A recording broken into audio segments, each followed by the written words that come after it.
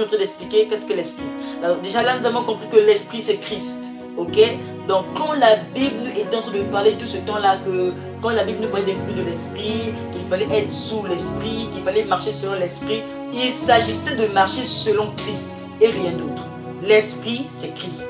Maintenant dans le procès, prêcher le 19-04-64, on va prendre à partir du paragraphe 76. Jésus a dit, ce qui arriva du temps de Sodome, quand le Fils de l'homme sera révélé, du temps de Sodome, le Fils, en tant qu'elle, qui était Dieu, s'était révélé dans la chair humaine.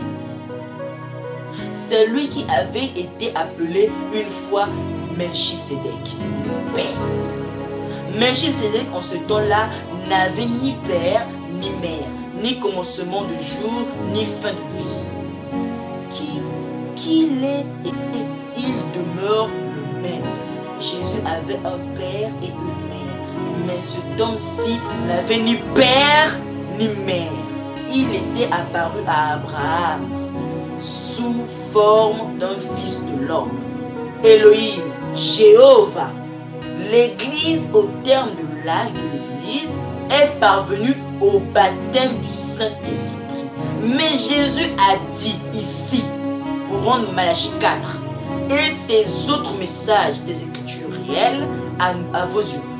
Voyez que dans les derniers jours, juste dans la venue, le monde sera dans un état semblable. Suivez où est-ce que je vais en venir. L'homme se révèle en tant que fils de l'homme, comme il l'a fait du temps de Sodome. Procureur aveugle, ne pouvez-vous pas voir cela? Ces paroles sont vraies. Ce ne sont pas les cicatrices des clous, les marques et les épines. C'est le Christ de Dieu personnifié dans son Église. Or, l'Église est un type de l'épouse. Suivez ça. Cela doit accomplir Malachie 4. Je demande au tribunal de prêter une attention particulière à ceci. Fils, le Père, Dieu, le Fils, Dieu, le Saint-Esprit. Il s'agit du même Dieu. C'est une trinité.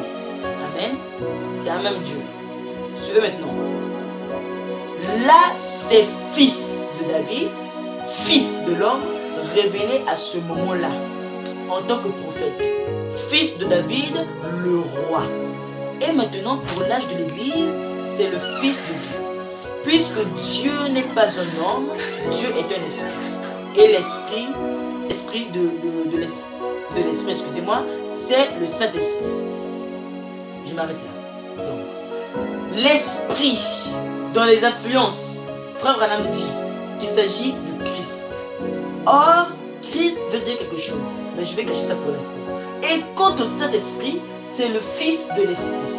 Et quand on a écrit Fils de l'Esprit dans vos brochures, vous pouvez voir, l'Esprit a maintenant un grand E. Au fait, c'est toujours le même Esprit qui avait été proclamé dans Galates 5. Ok? C'est le même Esprit. Et ce même Esprit était tout simplement Christ. Donc le Saint-Esprit, c'est le Fils de Christ. Oh my! C'est tellement vrai. C'est le Fils de Christ. Écoutez, c'est le Saint-Esprit. C'est lui qui manifeste l'âge de l'Église. Parce que c'est le Saint-Esprit qui vit dans l'homme. C'est le Saint-Esprit qui est le panneau de marque. C'est lui qui distingue, qui caractérise la vie de l'homme. Et c'est par le Saint-Esprit qu'on détermine l'époque. Dans quel âge es-tu, mon frère? Suivez ça. Mais il est promis ici que dans les derniers jours, le Fils de l'homme paraîtra. Oh my God. Oh my God. Saisis, et je veux que vous sachiez, procureur aveugle, que nous voyons cela et nous y croyons, que ces paroles se sont accomplies devant nous. et que nous savons que c'est la vérité. Maintenant, ce Fils de l'homme est dans un être. Vous pouvez croire que je suis alors une sorte de divinité. Parce que Dieu lui-même s'incarne dans les derniers jours dans des hommes. Et c'est ça qui rend oint. Christ doit oindre quelqu'un. Il doit oindre une personne. Pas une vache. Pas un cheval. Pas un canard. Pas un serpent. Une personne. Une personne qui a le sang. Pas n'importe quel sang. Le sang qui peut commettre un péché. Il était mort pour cette personne-là, voyez? Il était mort pour les croyants. Et il va venir dans sa divinité. Oh my! Il va venir dans sa divinité dans les croyants. Pas dans une personne d'autre. Seulement vous.